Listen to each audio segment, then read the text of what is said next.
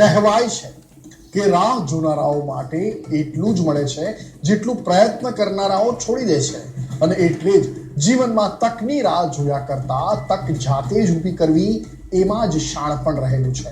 કંઈક આવી જ વિચારસરણીમાં માને છે જૂનાગઢ જિલ્લાના પીખોર ગામના એક ખેડૂત કે જેમણે અન્ય ખેડૂતોની જેમ પરંપરાગત પાકની ખેતીની જગ્યાએ અજમાવ્યો છે સરગવાની ખેતીમાં હાથ, અને પરિવારના સહયોગથી સરગવાની ખેતીમાં ધારી સફળતા મેળવી છે.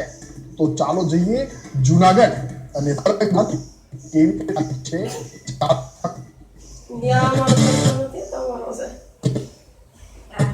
જૂનાગઢના ખેડૂતની અનોખી પહેલ.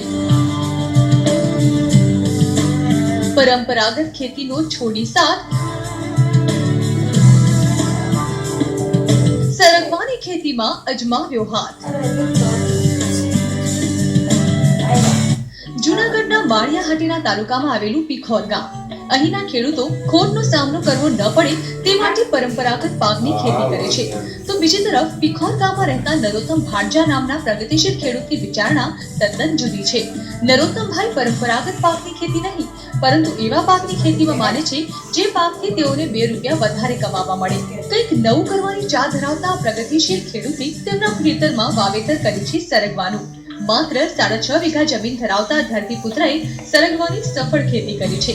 અત્યારે તેના થકી નરોત્તમભાઈ સારી આવક મેળવી રહ્યા છે. નવી આધુનિક ખેતીનો તે રીતે વિચાર્યું કે હું જ્યારે આત્મા પ્રોજેક્ટમાં જવા માંડ્યો ત્યાંથી મને એમ થયું કે આ ચીલા ચાલુ ખેતી કરવી એના કરતાં આપણે કંઈક વિશિષ્ટ પ્રકારની ખેતી કરી કે જેની અંદર મહેનત થોડી અને વધારે પૈસાનો આપણને વળતર મળે.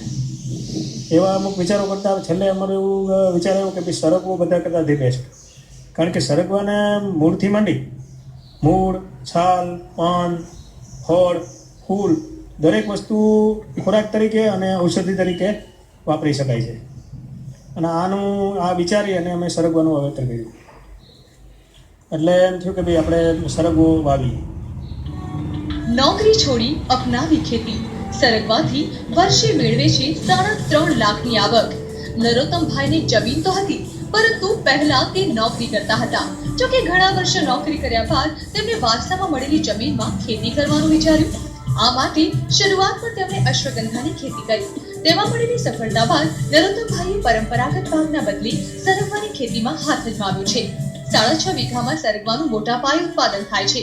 તેનું વેચાણ કરી વર્ષે દાડે નરોત્તમભાઈ 3.5 લાખ જેટલી કમાણી કરે છે. તેના સિવાય સરગવાની ખેતી થકી આ બુદ્ધિશાળી ખેડૂતે તેમાંથી આડ પેદાશ ઊભી કરી છે.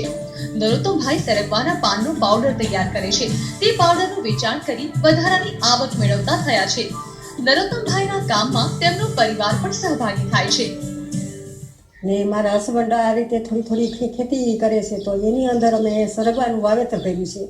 સરગવાનું વાવેતર કર્યા પછી અમને સીંગું થોડી આ વર્ષની એક ફાલ લઈને વેચી આપી. પછી એવો વિચાર આવ્યો કે આનું હજી આપણે કંઈક આગળ વધીએ.